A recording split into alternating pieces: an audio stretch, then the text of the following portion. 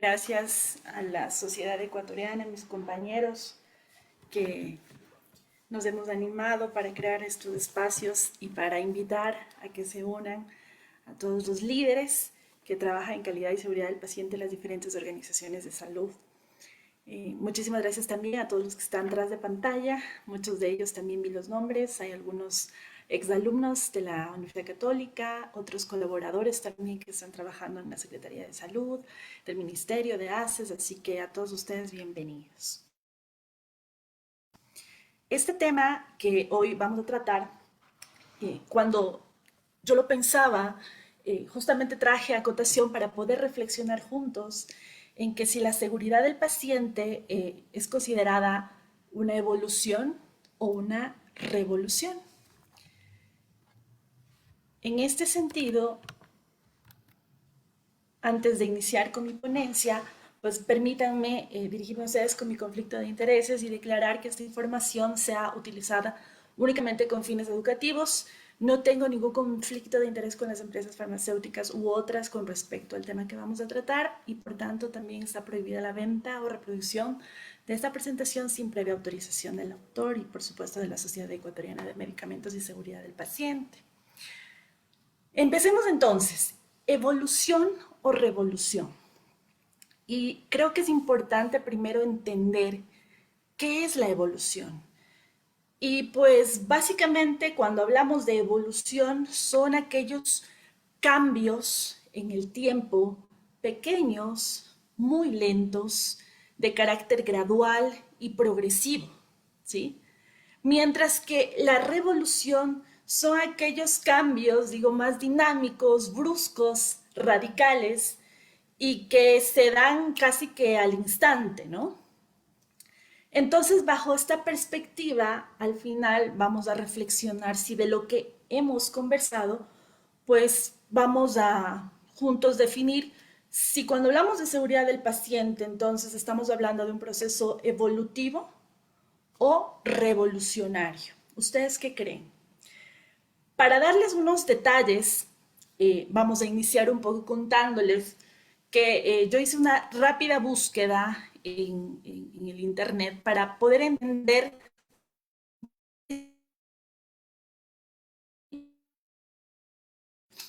eh, y también América del Norte. Entonces, ¿usted cómo la seguridad,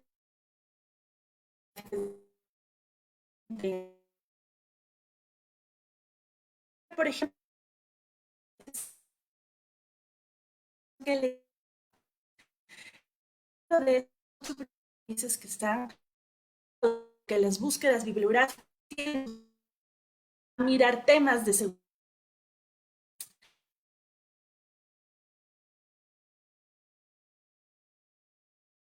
seguridad del paciente y siempre pongo esta lámina.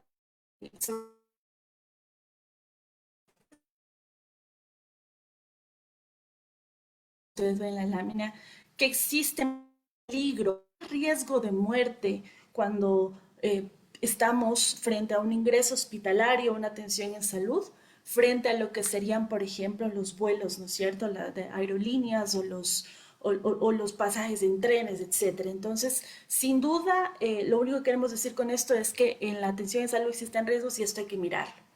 Pero luego yo fui a buscar un poco sobre el ranking de los mejores hospitales en el año 2021, que es el año pasado, ¿no es cierto? Y me refiero a los mejores hospitales en el sentido de que son aquellos que están trabajando en calidad y seguridad del paciente. Y me encontré con este listado. En primer lugar, por ejemplo, está el Hospital Israelita Albert Einstein, que luego conversaremos también un poquito sobre un caso particular que sucedió en este hospital, a pesar que es rankeado como en el primer lugar, digamos, a nivel de los hospitales de Latinoamérica. Pero luego hice un poquito más allá la búsqueda y me encontré que dentro de los 25 lugares, ojo, de los hospitales mejores rankeados, está en el puesto 17, por ejemplo, el Hospital Metropolitano con 68.38 puntos y el Hospital Los Andes. Y me llamó mucho la atención porque estos hospitales naturalmente son del Ecuador. Y cuando me encontré en esta revista de American Economy, entonces me dije, qué interesante que existan hospitales del Ecuador que están trabajando siempre en temas de seguridad y calidad asistencial. Y esto naturalmente también nos llama un poco a la reflexión porque conozco de muchas unidades de salud, tanto públicas como otras privadas, que también están trabajando, pero que naturalmente requieren muchos procesos, digamos, de sostenibilidad, ¿verdad?, en el tiempo, para que podamos tener unos resultados sostenibles en el tiempo, de la redundancia. Entonces, la Comisión Lancet lanza en el año 2019 este artículo sobre los sistemas de salud de alta calidad en la era de los Objetivos de Desarrollo Sostenible. Pero miren ustedes, la Comisión Lancet nos está dando ya un vistazo y nos dice rápidamente que los resultados de la falta de calidad en la atención en salud y obviamente la seguridad del paciente están destinados a mostrar que existen más de 2 millones de muertes por enfermedades cardiovasculares, más de 1 millón de muertes neonatales y casi 1 millón de muertes por tuberculosis. Es decir, que la mitad de todas las muertes maternas que todos conocemos acá, que son eventos adversos, eventos centinelas que pueden ser prevenibles, son sin duda por falta de la calidad de la atención en salud y de la seguridad del paciente.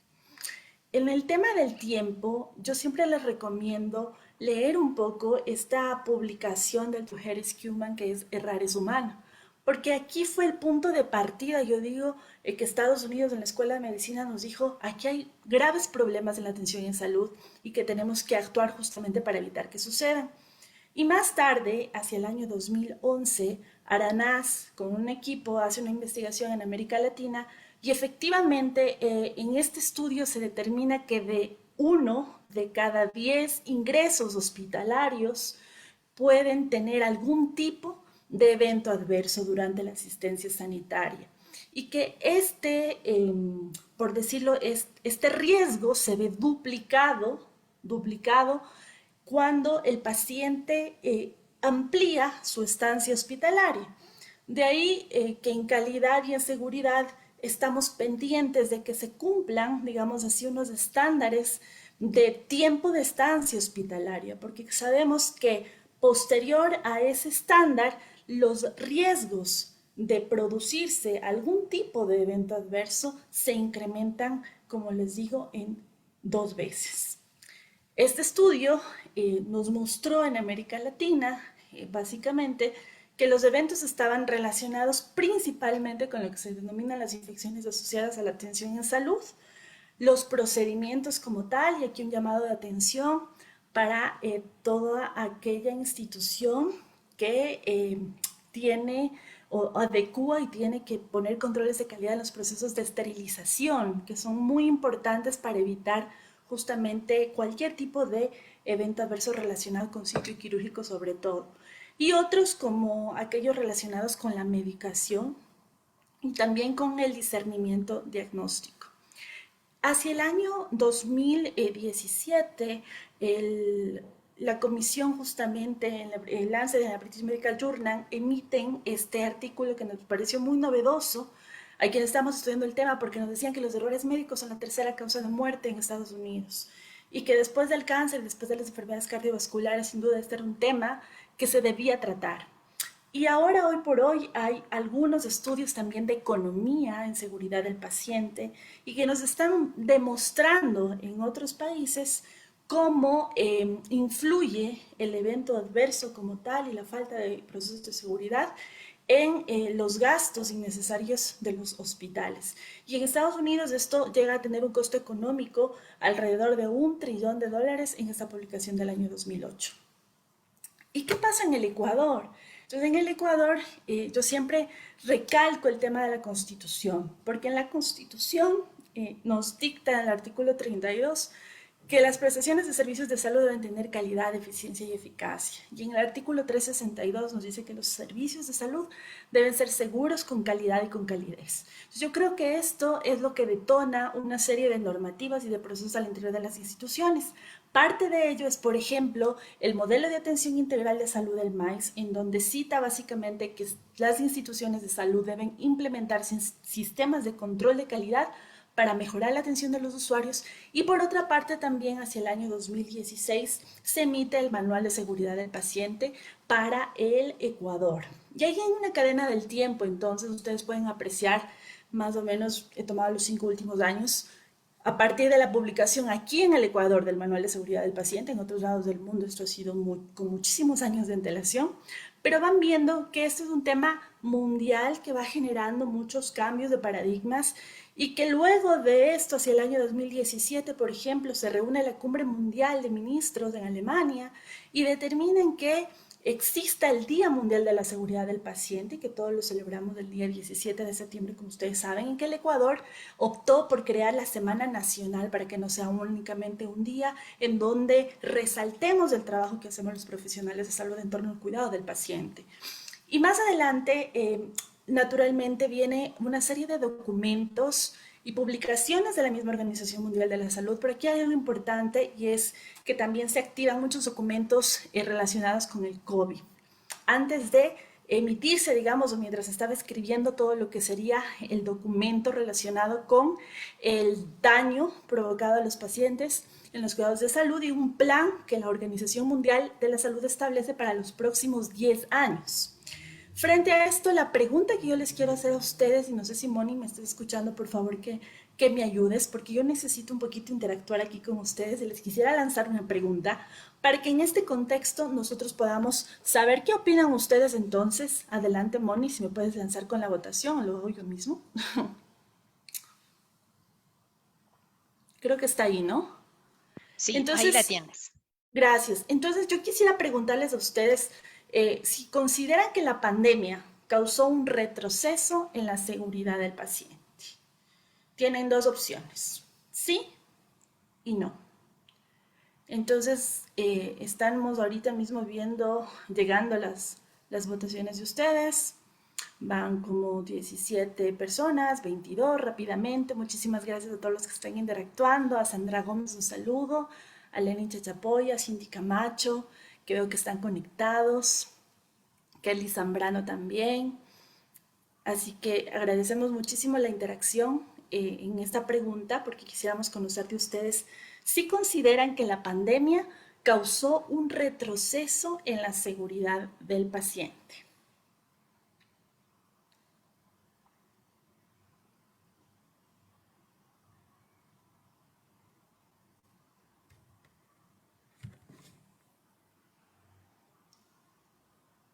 Les damos 10 segunditos más, ¿les parece? Y ya con casi el 80% de personas que han respondido, no sé si Moni podemos entonces compartir los resultados.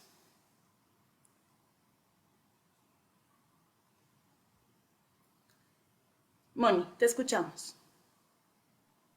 A ver, los resultados son para el sí el 78% y para el no un 23%. En total han votado 47 personas.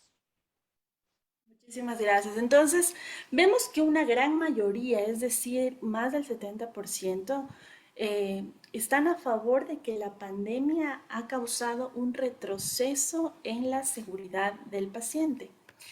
Y frente a ello, yo quisiera invitarles a esta reflexión, porque efectivamente tienen razón, ya que pese a todo el conocimiento que se ha acumulado a lo largo del tiempo, se ha notado que el paso de tener el conocimiento a la acción es muy demorado y que los progresos sin duda de seguridad del paciente se han vuelto más lentos. Y un factor, en este caso contribuyente, ha sido sin duda el tema del COVID. Pero existen otros factores que hacen que este avance ha sido muy lento en temas de implementación de la seguridad del paciente. Y uno es la falta de reconocimiento de la seguridad del paciente como un tema de salud pública. Es decir, que todavía falta posicionar en las agendas de Estado, en este caso, el reconocer a esto como una prioridad y una estrategia nacional. Por otra parte, conocen ustedes, sobre todo los que están trabajando en las unidades de salud, las barreras, las grandes barreras culturales que tenemos cuando queremos implementar nuevos cambios. Y por otro lado también está la industria del juicio, ¿no? Y esto es importante porque frente a un error o a un cuasi evento, pues tendemos mucho ya a juzgar al profesional de la salud. Y eso sin duda evita en el marco de la organización del clima laboral, limita a que los profesionales de salud podamos transparentar los errores que sabemos se cometen en los procesos clínicos. Por otro lado, existen todavía dudas en torno a la evidencia científica. Parte de ello, por ejemplo, es el tema de lo del COVID. Ustedes pudieron ver el tema de las vacunas, ¿verdad? Entonces, a veces los estudios como tal hacen que dudemos de alguna forma. Y por otro lado, también hay dificultad actualmente para presentar cómo los eventos adversos, como el daño en la atención clínica, representa o cuánto representa en cifras económicas.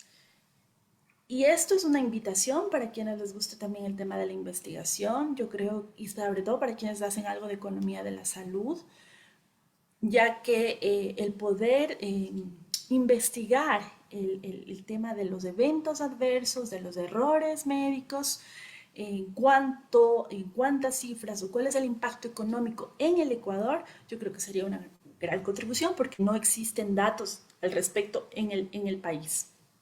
Por otro lado, sin duda, intereses que no siempre están alineados, ¿no? Así como la falta de aprendizaje organizacional. Ya les habíamos lanzado la pregunta, ¿verdad?, de si la pandemia era o no un factor que había retrasado el avance, digamos, de la implementación de la seguridad del paciente. Y sin duda la respuesta que ustedes dieron fue correcta. Pero para no quedarnos solo con su respuesta, les traje aquí un artículo en donde resalto la conclusión porque dice efectivamente que durante la pandemia ha empeorado la seguridad del paciente percibida por los pacientes atendidos, sobre todo en atención primaria, siendo el impacto desigual según las características sociodemográficas de los pacientes y el perfil de los centros de salud. Y esto es importante porque la percepción que tiene el usuario sobre al cual nosotros estamos sirviendo es clave para mejorar los sistemas. Y otro elemento importantísimo es el tema de los profesionales de la salud. Es decir, que la seguridad de nuestros colegas profesionales de salud es una condición indispensable para que podamos fortalecer e implementar las estrategias de seguridad del paciente.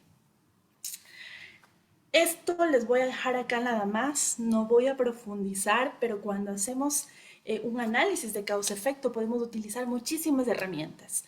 Y uno, por ejemplo, es el diagrama de Ishikawa, ¿sí?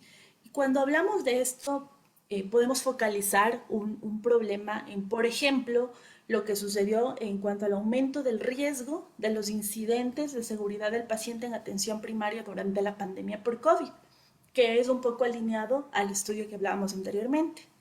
Y cuando yo hago el diagrama de Ishikawa, esto como un ejemplo para que ustedes puedan ponerlo también con otros problemas, con otros incidentes que encuentren en su organización, siempre recuerden que tenemos que hacer un análisis integral y ver cómo estuvo la comunicación, el trabajo en equipo, el equipamiento, la estructura, las condiciones del trabajo, etcétera. Entonces, cuando hacemos este diagrama, por ejemplo, vamos a encontrar ejemplo en relación a la pandemia, cómo las condiciones del trabajo fueron afectadas y contribuyeron para que existan incidentes relacionados con la seguridad del paciente, básicamente relacionados con la sobrecarga del trabajo, con los protocolos de trabajo que también iban cambiando dramáticamente. Habían sin duda la suspensión de las vacaciones, de los permisos, los tiempos fueron prolongados y todo eso lo que hizo es crear un estrés en el personal de salud y como todos sabemos, pues eso genera fatiga y sin duda lo que hace es un poco lo que el estudio acá nos dice. Es decir, disminuye mucho nuestra capacidad de reacción frente a cualquier estímulo. Y es lo que sucede después de 24 horas, por ejemplo, de vigilia sostenida, en donde el rendimiento cognitivo psicomotor disminuye a un equivalente de alcohol en sangre de alrededor de 0.5 gramos. Para que me entiendan un poco, es tomar, en el caso de las mujeres, 2 copas de vino y en el caso de los hombres, 3. Bueno, entonces cuando tomamos 2 copas de vino las mujeres, otras 2 hombres, o 2 vasos grandes de cerveza, ya tenemos en sangre 0.5 gramos de alcohol. Frente a esto, ¿qué nos darían si nos preparan un alcohol shake? ¿verdad? Nos pondrían ahí, digamos, ya en una situación incómoda que sin duda la policía nos sancionaría. Entonces, si esto ocurre cuando uno conduce por tomar una bebida alcohólica, la pregunta es, ¿qué hacemos entonces con un profesional de salud que obligamos a veces que trabaje más de 24 horas de vigilia sostenida? Entonces, esta parte yo creo que es muy importante y en todos los espacios yo creo que es necesario sacarla a relucir con estudios para poder también organizar mejor las tareas y los horarios de los trabajos en las diferentes organizaciones de salud, porque no puede existir seguridad del paciente bajo una inseguridad física, psíquica y laboral de los profesionales de salud. Y eso es un elemento clave que la Organización Mundial de la Salud, a través de los gobiernos a nivel nacional, está llegando, digamos, con el mensaje y es nuestra responsabilidad en nuestras organizaciones de salud tratar de mirar y de implementar procesos para que esto no suceda.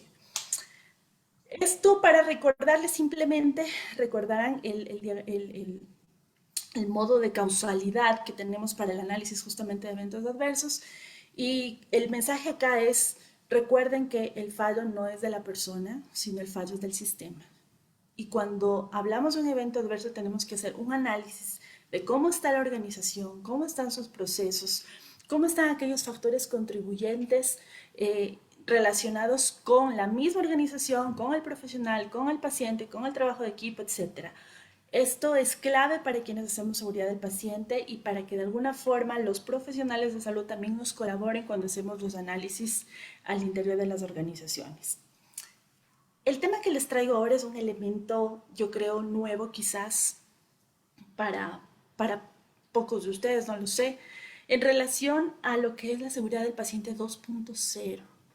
Entonces, yo les quiero aquí un poquito citar que durante mucho tiempo se ha venido y se sigue trabajando en la seguridad del paciente 1.0.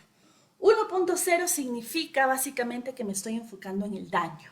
Bueno, pero la seguridad del paciente 2.0 que Eric Holmagel nos trae a colación y que les recomiendo que puedan profundizar un poco más de esta información, nos dice que hay que garantizar cuando hablamos de seguridad del paciente que la menor cantidad de cosas posibles salgan mal, pero el enfoque debería ser en que la mayor cantidad de cosas posibles salgan bien. Y miren esta gráfica que me pareció muy importante porque hoy por hoy estamos enfocando nuestra atención en los eventos adversos, en el daño, ¿correcto? Y así lo menciona, por ejemplo, este artículo me parece muy interesante del doctor Fabián Vítolo, argentino, en el cual él nos dice, si yo hago una relación, probablemente exista un fallo en 10.000 eventos frente a 99, perdón, 9.999, que atenciones en las cuales básicamente estoy haciendo las cosas bien. Y como ustedes pueden ver esa curva, ¿sí? Hacia el lado izquierdo, donde yo he focalizado en rojo, las cosas que salen mal, muy mal dentro de las organizaciones existen, por supuesto, pero no son frecuentes. Sí son severas, pero no son frecuentes. Y hoy por hoy nos enfocamos muchísimo en ver lo que sale mal, es decir, el resultado no deseado. ¿Con qué frecuencia en su organización, si trabaja en un hospital, por ejemplo, hoy por hoy se olvidan un apósito de gasa, una pinza? Eh, ¿Con qué frecuencia un paciente se cae de la cama y tiene un trauma craneoencefálico y producto de ello fallece? Creo yo que esas preguntas nos deberíamos hacer frente a aquellas cosas que sí se están haciendo bien. Entonces, finalmente, hoy estamos aprendiendo seguridad en situaciones donde no existió seguridad. Y esto es un llamado justamente para poder ir cambiando el chip en relación a qué debemos hacer, qué herramientas hoy por hoy tenemos que innovar para empezar a verificar o detectar las cosas que se hacen bien para afinar esos procedimientos que son las pequeñas cosas del día a día. Entonces, la seguridad del paciente de versión 1.0 estaría enfocado en lo que se dice el daño pasado y realmente el 70% casi actualmente estamos en ese nivel frente a la seguridad 2.0 que lo que intenta es no trabajar en el daño, sino en las cosas comunes que se están haciendo día a día para ver por qué son exitosas y de ese éxito también contagiar a la organización. Moni, ¿me ayudas con la siguiente pregunta, por favor?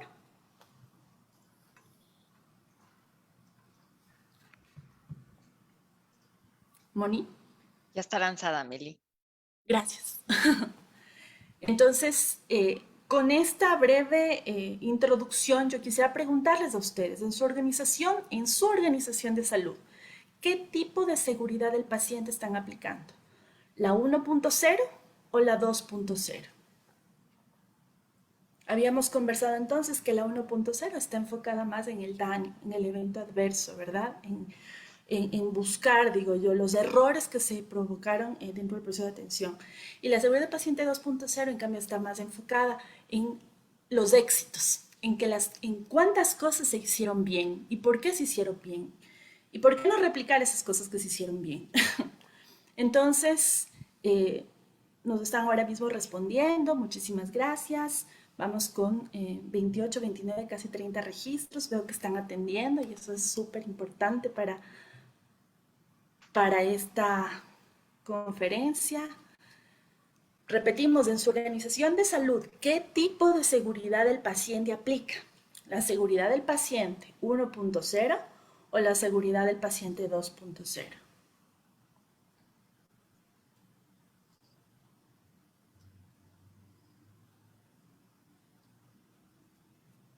Todavía siguen respondiendo.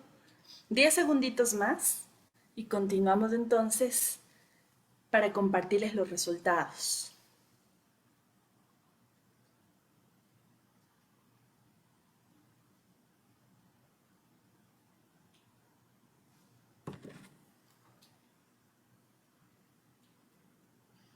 Muchísimas gracias también la participación de Pablo Salazar, de Verónica Ipiales, de César Masache, Fernando Salgado, Jimmy Sánchez, que se encuentra también con nosotros, Jimena Luna, Norma Mores.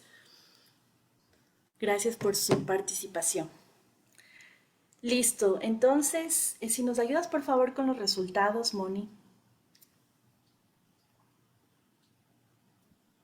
¿Los puedes mirar? Sí, en este caso, entonces, el 85% de los participantes nos mencionan que en sus organizaciones de salud aplican la seguridad del paciente 1.0, es decir, están enfocados completamente en el daño, en el evento adverso. Y el 15%, 6 de 40 personas que votaron, dice que aplican la seguridad del paciente 2.0. Qué pena no poder interactuar con esas 6 personas que me hablan de la seguridad del paciente 2.0, porque realmente hacia allá vamos. Y ese es un tema justamente de lo que hablamos, es evolución o revolución. Tenemos que seguir trabajando entonces sobre el daño o podemos dar un giro diferente y trabajar entonces por los éxitos y no solo por los fracasos. Muchas gracias, Moni, por tu apoyo. En este sentido, entonces, cuando hablamos de seguridad, una parte es enfocarse en el daño, pero por otro lado tenemos también que ver otros aspectos como la confiabilidad de la organización cuando tiene unos procesos bien implementados, la sensibilidad de las operaciones en este sentido, cuando hacen, por ejemplo, yo veo mucho esto en los equipos de salud, los flujos de atención, si abro la consulta externa, lo que nos pasó, por ejemplo, en la pandemia, mejor dicho, que nos tocó cerrar la consulta externa para poder ampliar otros servicios y no sabíamos cuánto esto podía afectar, por ejemplo, la atención de los pacientes crónicos. Entonces, estos son elementos también que influyen en la seguridad de los pacientes. Anticiparnos a los riesgos, es decir, tener un plan de gestión y de contingencia del riesgo y sin duda el aprendizaje de la organización como tal. Recuerden que los avances en seguridad del paciente requieren pasar de actuales intervenciones que van a ser a veces reactivas y fragmentadas hacia un abordaje más sistémico, porque la idea es cambiar el paradigma. La Organización de la Salud, Mundial de la Salud nos ha dado un legado importantísimo en diferentes estrategias para el cuidado de la salud. Ustedes conocen la higiene de manos, la cirugía segura, la medicación segura también, pero ahora el cambio de paradigma es que estas estrategias no se implementen por sí solas, sino que básicamente estén ancladas a lo que sería un cambio de cultura de la organización, donde debe haber muchísima negociación, liderazgo, seguridad psicológica, que es clave en los trabajadores, y también un sistema de aprendizaje dual donde se hablen las cosas transparentemente, donde los indicadores que ustedes miren en sus organizaciones sean difundidos y sean transparentados con los equipos de salud y donde se implemente no solo la medición, porque a veces yo digo estamos cansados de medir tanto, sino que sobre esos resultados podamos hacer una mejora. Y de esto lo que les puedo decir es que las primeras barreras que tenemos, además de las culturales que mencionábamos y que debemos derribar, son aquellas mentales.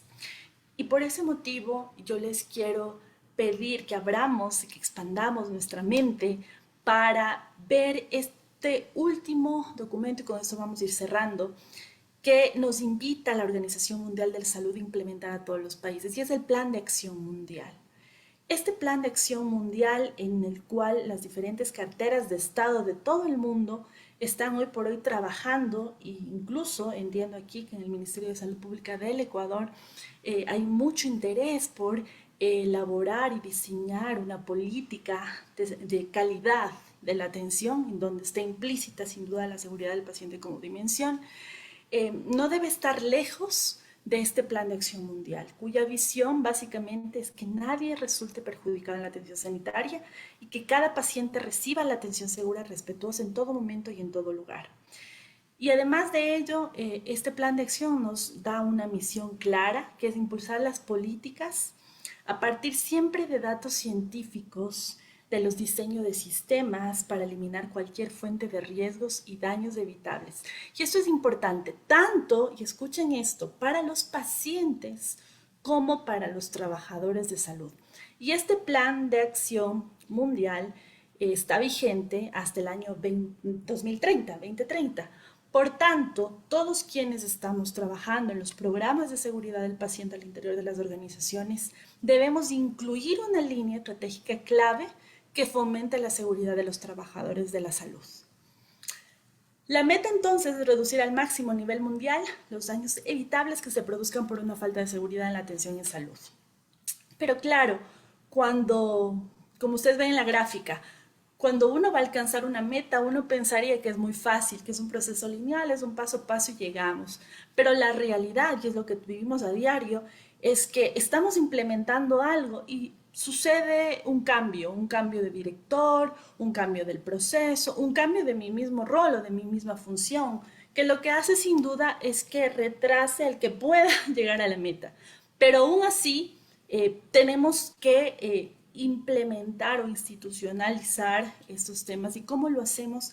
Generando sin duda normativas, liderazgo en los equipos de salud, escuchándolos. Hay espacios, como ustedes conocen, como los comités de los equipos de mejora continua, pero que muchas de las veces están bastante desvirtuados porque no son espacios en donde de ejecución, sino de análisis, de planificación, en donde el profesional de la salud tiene la voz para poder generar cambios dentro de la organización.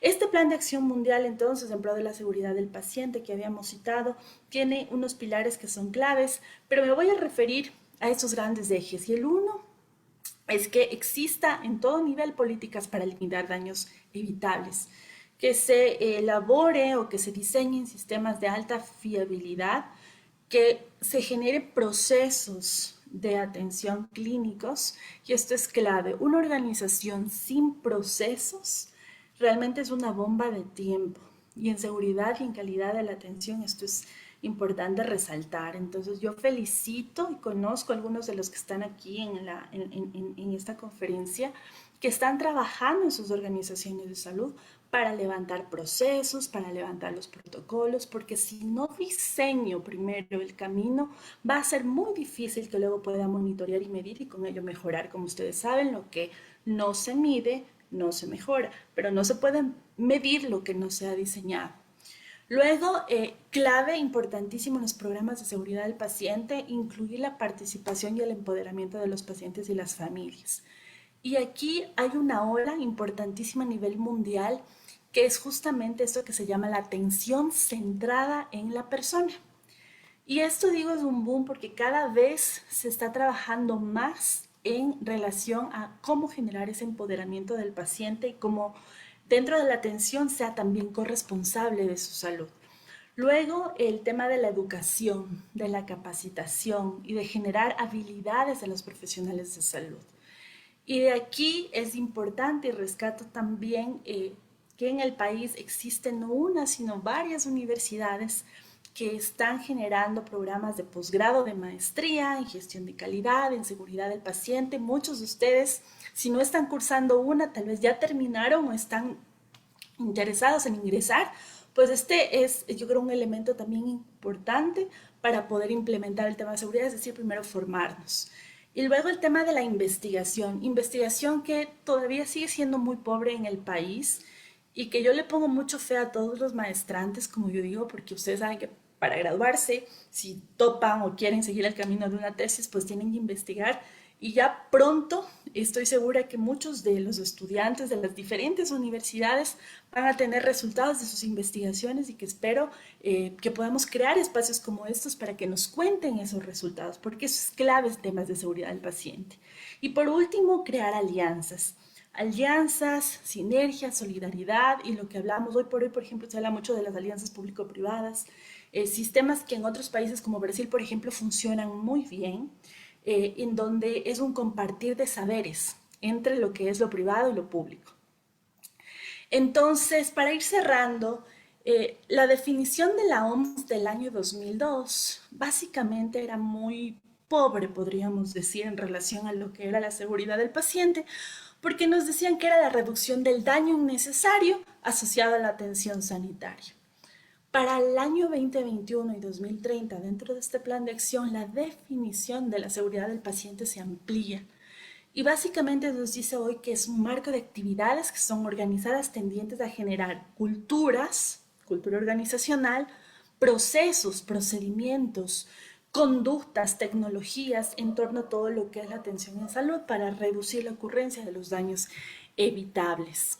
Y aquí yo les quería simplemente colocar esta lámina que más allá de la casa de papel y Helsinki, cuando hablábamos de la Organización Mundial de la Salud y decía procesos, procedimientos, cambio de cultura, tecnología, uno de ellos, por ejemplo, es este de la Declaración de Helsinki, que básicamente son unos requisitos en los cuales las instituciones, y esto nace de la sociedad sobre todo de anestesiología, ¿sí?, implementan para poder generar mayor seguridad en los procesos de atención clínicos. Entonces, ¿qué nos dicen las sociedades, por ejemplo, de anestesiología, que son unas de las claves en temas de seguridad del paciente por los riesgos que ustedes saben son propios de los procesos de anestesia? Es que deben tener estándares mínimos para monitorear tanto en el quirófano como en la recuperación posanestésica. Ellos se basan también en protocolos, en estándares, en la implementación de listados de verificación, en informes anuales con sus propios indicadores, también de mortalidad asociada a anestesia, con auditorías clínicas, ¿sí?, que se deban hacer bajo el cumplimiento de lo que serían las prácticas seguras y un sistema sin duda de registro de incidentes críticos. Entonces, esto que ustedes lo conocen, que lo estamos desarrollando en las organizaciones de salud, no parte únicamente entonces de la normativa nacional, sino son declaraciones, ¿sí?, de diferentes sociedades científicas como esta de Helsinki, que lo que hace es promover la seguridad del paciente. Y cuando hablábamos entonces de esta definición más grande que enmarca hoy por hoy la Organización Mundial de la Salud, nos dice, ok, podemos también implementar tecnología, implementar incluso yo diría algunas ideas de cambio, como esta, ¿no? Entonces, cuando la enfermera prepara el medicamento, es importante, como todos sabemos, que no la interrumpamos durante el proceso de dilución o de preparación de la medicación. Entonces es importante, por ejemplo, etiquetarla, ¿no? Y si no tenemos un chaleco que le cueste a la organización, siempre hay ideas como esta para poder decir stop, estoy preparando la medicación. Y por otro lado, la tecnología, como decíamos, tecnología que está hoy por hoy asociada a la verificación de datos frente a lo que sería un brazalete o incluso a la telemedicina, que también en la forma como se use, sin duda contribuye a mejorar una atención y darle con más calidad y seguridad. Recuerden, la seguridad no es solo ausencia de eventos adversos, que esto es importante que lo reitere. La seguridad es una estrategia y esta estrategia tiene tres pilares. Una que es micro, en la práctica clínica, es decir, todas aquellas personas que hoy están con nosotros, que están trabajando en la parte operativa clínica en la unidad de salud, eh, parte de implementar la seguridad del paciente es hacer este tipo de estrategias, implementar los checklists, los bundles, los protocolos de comunicación, las prácticas seguras en sí que ustedes ya conocen, cómo se gestionan los medicamentos, cómo se previenen las úlceras por presión, cuál es el protocolo, por ejemplo, de uso de sondas vesicales, porque si no tengo un protocolo, pues tarde que temprano puedo tener una infección, como ustedes saben, asociada al uso del catéter vesical también. Entonces, básicamente hay unos aportes, una responsabilidad propia del nivel micro, que es la práctica clínica, pero que solos no podrían asegurar una atención digna al paciente. Y aquí viene la parte organizacional o el nivel meso. Nivel meso que básicamente está centrada en aquellas personas que están en la parte administrativa. Y aquí hay muchos responsables de calidad de las unidades de salud, ¿correcto? Entonces, a ese nivel, la responsabilidad está en generar planes de calidad, planes de seguridad, programas de seguridad del paciente y sistemas de reporte de incidentes o de eventos adversos, indicadores, que esto es clave, que el liderazgo de las organizaciones generen cultura, ¿sí? Y que permitan la transparencia también de datos y se genera una serie de políticas y programas para que contribuyan todo lo que es el sistema de la organización. Y finalmente hay una responsabilidad grande que es la macro, es decir, la política y la regulación. En este componente, entonces, vienen todos los programas de acreditación y de certificación, ¿no es cierto?, que son impulsados por los niveles macro, ya sea el Ministerio de Salud, el IES, la Secretaría de Salud del municipio. Entonces, a ese nivel se toman esas decisiones. Luego, a ese nivel también se pueden realizar sistemas, yo digo, un poco más en red, para que se pueda hacer un reporte de pronto obligatorio con una definición clara de cuáles son esos eventos centinela que se deben reportar a nivel nacional.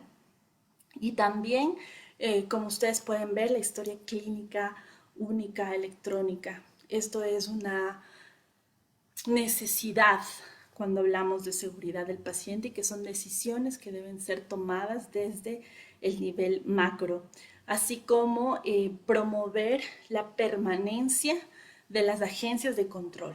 Y por eso es que aquí, en este caso, ARCSA y ACES son agencias claves dentro de lo que es la regulación, el control y la promoción justamente de procedimientos que contribuyan a evitar el daño.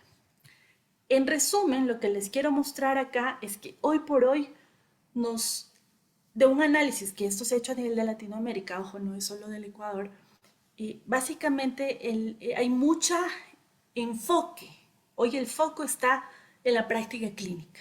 Entonces, con los profesionales de la salud, día a día estamos con ellos trabajando en que apliquen la práctica segura, en que participen en el comité, etcétera. Pero hay unas dos, digo yo, partes de la torta que requieren mucho más trabajo e intervención, como es el nivel meso, es decir, el liderazgo de las gerencias, sobre todo de las direcciones de salud, de las organizaciones en general, y también de lo que sería la política a nivel de la regulación, a nivel de la definición, digamos, de normativas, que de alguna forma debería ser esto una balanza un poco más equilibrada. Pero lo que nos están diciendo es que efectivamente parece ser que en el nivel macro y en el nivel meso se requiere más trabajo. Y de ahí, por ejemplo, la importancia de generar capacidades en los responsables de calidad y también la sostenibilidad en las organizaciones de salud. Porque yo reconozco que hay mucha experiencia y formación, pero de pronto la misma organización no logra sostener a ese talento humano y eso también es una forma de generar un retroceso cuando uno quiere arrancar con programas como los que hemos hablado. Entonces, Cuando nos preguntamos si es que la seguridad del paciente es evolución o es una revolución, básicamente yo lo que podría decirles es que para que cambie la cultura en una organización, esto no se puede hacer de forma radical y brusca. Básicamente, para que exista una cultura en calidad y seguridad del paciente, y ustedes lo han vivido conmigo, los cambios son demasiado lentos, graduales y progresivos. Por tanto, hablamos de que la seguridad del paciente está anclada a procesos evolutivos. Sin embargo, hoy por hoy, la pandemia y el COVID nos hizo ver que de alguna forma la seguridad del paciente debe, si bien respetando su proceso de evolución, debe también pasar a una fase de revolución. Porque si no hacemos cambios inmediatos de alguna forma al sistema, también estaríamos siendo cómplices porque básicamente lo que estamos haciendo es evitando a que se institucionalicen los programas que hoy por hoy estamos desde nuestros espacios generando. Entonces, sí hay un componente de evolución por tema de la cultura misma de seguridad que requiere un cambio lento y gradual, pero los que estamos acá y los 60 personas que yo puedo ver que estamos ahora reunidos casi las 9 de la noche, somos revolucionarios porque sentimos la necesidad de realizar cambios un poco más radicales en función de poder implementar el tema a nivel de desde la pequeña o la micro hasta la macroescala. Y donde todos estos conocimientos, como yo digo, la evidencia científica no les convenzan, siempre utilicen también las historias de vida para educar, para abogar por la seguridad de los pacientes. Porque ustedes, como en esta gráfica, ven puntos, ¿verdad? Ustedes están viendo puntos y cuando de pronto hacemos una disertación y empezamos a hablar de datos, entonces empezamos a hablar cómo se dispersan, ¿no es cierto? O cómo se concentran los datos en esta curva, etcétera. Pero detrás de eso, recuerden que hay vidas. Es decir, cada punto que ustedes citan en cualquier estudio que ustedes están revisando y en torno a la seguridad del paciente, cuando hablamos de eventos adversos, si fuera, por ejemplo, esta la gráfica de una mortalidad materna, detrás de eso hay vidas. Y ustedes pueden ver en la gráfica una señorita llamada Julia Lima, por ejemplo, que falleció en ese primer hospital que yo les contaba, del primer ranqueado a nivel latinoamericano, que es el Hospital Albert Einstein. Y luego Josie King, que fue también una paciente que falleció, una niñita que ustedes saben la historia en el Hospital Johns Hopkins, que son los hospitales que más, entre comillas, están asegurando la atención sanitaria, están midiendo y mejorando. Si eso pasa en esos hospitales, ¿qué está entonces pasando en la red del Sistema Nacional, por ejemplo, del Ecuador? Y cuando yo pongo esa foto con ese interrogante, lo que me quiero decir es, ayer fue Julia Lima, Josie King, hoy o mañana ahí en esa gráfica podríamos estar cualquiera de nosotros o alguien que nosotros amamos. Y yo creo que por ello es que debemos revolucionar el tema de la seguridad del paciente. Me despido con esta frase. Es utopía pensar que puede existir calidad técnica sin calidad en las relaciones humanas. Muchas gracias.